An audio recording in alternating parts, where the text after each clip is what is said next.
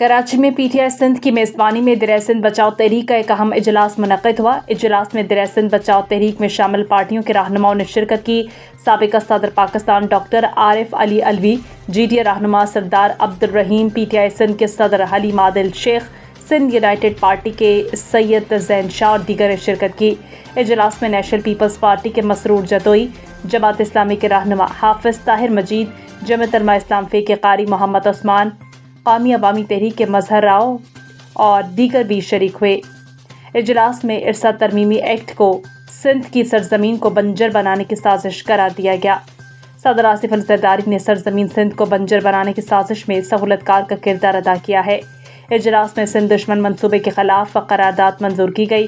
درع سندھ بچاؤ تحریک کی جانب سے 17 نومبر کو پورے سندھ میں تعلقہ سطح پر احتجاج کا اعلان بھی کیا گیا۔